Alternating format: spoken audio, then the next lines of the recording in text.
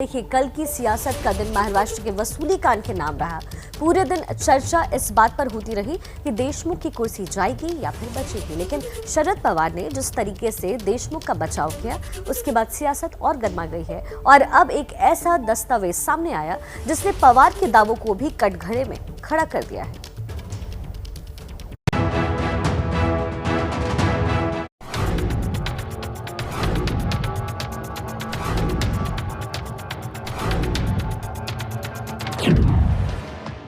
ये वो कागज का टुकड़ा है जो महाराष्ट्र की सरकार की नींव हिला सकता है।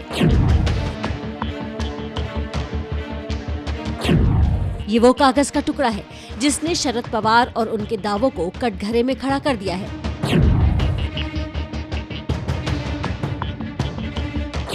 ये वो कागज का टुकड़ा है जिस पर अनिल देशमुख को सफाई देना मुश्किल होगा।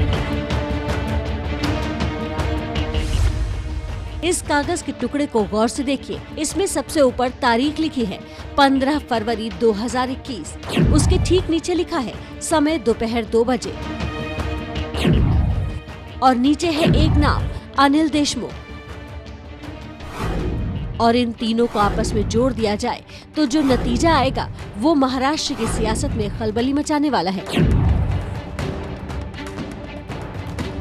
क्योंकि इस एक अकेले पर्चे ने कई कच्चे चिट्ठों से पर्दा उठा दिया है। और हम ऐसा क्यों कह रहे हैं, वो समझने से पहले आपको शरद पवार का ये बयान सुनना चाहिए।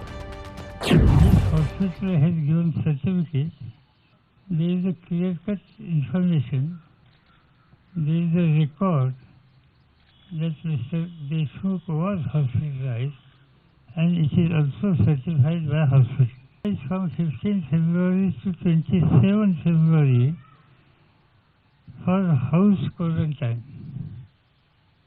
In that period, he was house quarantine. Anil Deshmukh Maharashtra के गृह मंत्री हैं और पवार को ये सफाई इसलिए देनी पड़ रही है क्योंकि मुंबई के पूर्व कमिश्नर ने आरोप लगाए हैं कि अनिल देशमुख ने वाजे को हर महीने 100 करोड़ रुपए की वसूली का टारगेट दिया था। वाजे और अनिल देशमुख की मुलाकात फरवरी मध्य और फरवरी के आखिर में हुई थी, लेकिन सोमवार को पवार ने परमवीर के आरोपों को सिरे से खारिज कर दिया और पूरी तरह देशमुख के पक्ष में खड़े दिखे। दावा किया कि देशमुख 15 फरवरी तक अस्पताल में थे और उसके बाद होम आइसोलेशन में, लेकिन कागज के इस टुकड़े के मुताबिक अनिल देशमुख 15 फरवरी को नागपुर से प्राइवेट जेट से मुंबई आए थे। विमान में देशमुख को मिलाकर कुल 8 यात्री थे। इस दस्तावेज के सामने आने से पहले अनिल देशमुख ने बाकायदा हिंदी में अपना बयान जारी करके यही दावा किया था कि वो नागपुर में होम आइसोलेशन में थे। मैं 5 फरवरी से लेके तो 15 फरवरी तक एडमिट था। 15 फरवरी को मेरा जब डिस्चार्ज हो रहा था, तब मैं अस्पताल से घर में जाने के लिए जब अस्पताल के नीचे आया और अस्पताल के गेट के ऊपर काफी पत्रकार वहां पे खड़े थे। उनको मुझे कुछ सवाल पूछना था।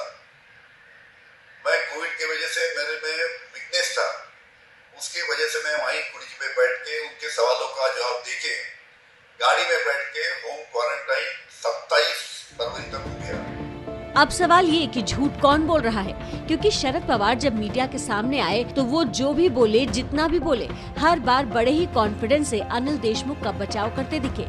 पवार के बाद देशमुख ने भी जो बयान जारी किया उसमें उन्होंने दावा किया कि होम आइसोलेशन में थे, लेकिन कागज का ये टुकड़ा कुछ और ही बयां कर रहा है। और आज यही मुद्दा महाराष्ट्र की राजनीति में सबसे बड़ी उठापटक की वजह बनेगा, क्योंकि बीजेपी दिल्ली से लेकर मुंबई तक गठबंधन सरकार पर हमलावर है और सरकार के पास डिफेंस के लिए ज्यादा कुछ बचा नहीं है। अगर सरकार की मंशा साफ है, उनकी ईमानदारी पर उनको कोई शक नहीं है, तो क्यों नहीं करते नार्को टेस्ट। हमारी तो मांग है कि स्वयं मुख्यमंत्री ने वाजे को विधानसभा सदन में उसका बचाव करते हुए देखा है देश ने, तो मुख्यमंत्री स्वयं और अनिल देशमुख जी स्वयं अपनी खुद की नार्को टेस्ट कराकर अपने सच्चाई का बयान देश को दें। पत्र की तारीख, पत्र में जिस तरह से चैट का हवाला दिया जा रहा है, ये सब शक पैदा करने वाला है। लेकिन कहीं ना कहीं सरकार को बदनाम करने के लिए कदम उठाया गया। परमवीर सिंह जी दिल्ली गए, किससे मिले, कब मिले, इसकी जानकारी पूरी हम लोगों को है। समय आने पे वो चीज़ें बताई जाएगी। आरोप और प्रत्यारोप की इस लड़ाई में कहीं न कहीं परमवीर सिंह के आरोप उद्धव सरकार के खिलाफ दिख रहे हैं। परमवीर का आरोप है कि देशमुख और वाजे फरवरी के मध्य में मिले थे। मध्य मतलब 15 फरवरी, जब देशमुख डिस्चार्ज हो चुके थे। परमवीर का दावा है कि मुलाकात फरवरी के आखिर में भी हुई थी, मतलब जब देशमुख के होम आइसोलेशन की मियाद खत्म होती है। तो एंटीलिया केस में विस्फोटक भले ही मुकेश अंबानी के घर के सामने रखे गए थे, लेकिन परमवीर सिंह के लेटर बम के बाद धमाके महाराष्ट्र की सियासत में शुरू हो चुके हैं और इन धमाकों में महाराष्ट्र सरकार बुरी तरह फंस गई है। देखिए, इस मामले में सिर्फ महाराष्ट्र सरकार ही नहीं फंसी है, बल्कि एनआईए के हाथ एक ऐसी खुफिया डायरी लगी है जिसके कोड अगर डीकोड हो गए तो कई नाम फंस जाएंगे। ये नाम राजनीति से जुड़े हो सकते हैं, पुलिस महकमे से जुड़े हो सकते हैं, ये नाम ब्यूरोक्रेसी से भी जुड़े हो सकते हैं।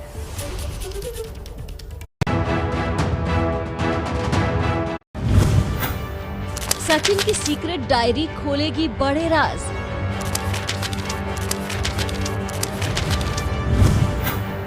$100 करोड़ की वसूली के आरोप का सच आएगा सामने।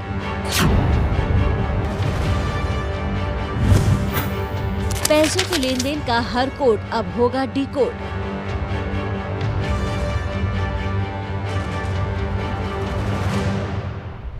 सचिन वाजे, वो नाम जो बड़े पुलिस अधिकारी से आरोपी बना और जो आरोपियों की तरह एनआईए की गिरफ्त में है।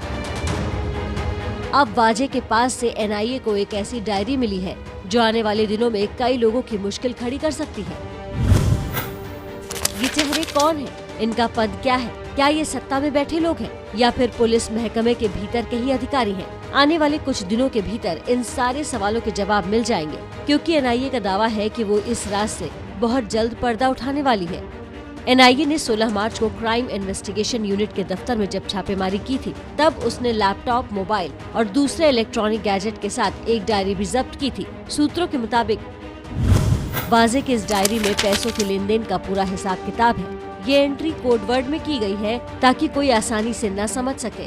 एनआईए का मानना है कि ये उन पैसों के लेन देन का हिसाब किताब हो सकता है जिसे बार, रेस्टोरेंट और दूसरी जगहों से वसूला जाता था। सूत्रों के मुताबिक अब एनआईए मामले में ईडी को जल्द ही मनी लॉन्ड्रिंग के एंगल से भी जांच करने के लिए बोल सकती है और अब इसी कोड को डिकोड करने के काम में एनआईए जुट गई है। और एक बार ये डिकोड हो गया तो कई चेहरे बेनकाब हो सकते हैं। मुंबई के पूर्व पुलिस कमिश्नर ने सीएम को लिखे अपने खत में आरोप लगाया था कि अनिल देशमुख ने वाजे को 100 करोड़ रुपए की वसूली का टारगेट दिया था और मुमकिन है कि इस डायरी का कनेक्शन भी उसी कथित वसूली से हो।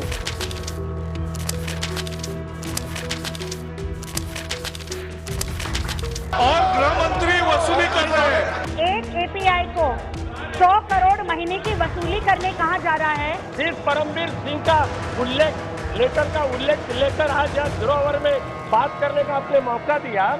सभापति महोदय, ये परमवीर सिंह हाईकोर्ट और वसूली के इस काले खेल की गूंज संसद में भी सुनाई दी, जब कई सांसदों ने मुंबई कांड और कथित वसूली का मुद्दा उठाया। और गृह मंत्री वसूली कर रहे हैं। एक एपीआई को 100 करोड़ महीने की वसूली करने कहा जा रहा है। सिर्फ परमवीर सिंह का उल्लेख, लेटर का उल्लेख लेकर आज यहाँ 0 आवर में बात करने का आपने मौका दिया। सभापति महोदय, ये परमवीर सिंह हाईकोर्ट। परमवीर सिंह और वाजे की कथित वसूली के मुद्दे पर हो रही इस बहस में अमरावती से निर्दलीय सांसद नवनीत राणा भी शामिल थे। मुख्यमंत्री जी के ही बोलने के कारण ये सब प्रकरण चल रहा है, बाकी कोई इसमें इन्वॉल्व नहीं है। किसकी ट्रांसफर कहाँ से करनी है, किससे खंडनी वसूल करनी है। और ये जो यहाँ पर खड़े हैं, जो सीएसआर फंड के बारे में बात कर रहे हैं, अगर सिर्फ मुंबई से 100 करोड़ वसूली अगर महीने की होती होगी तो पूरे महाराष्ट्र से प्रारंभ कीजिए। न पाबंदी हो न कोई हद हो तो बस खुद बनाई सरहद हो।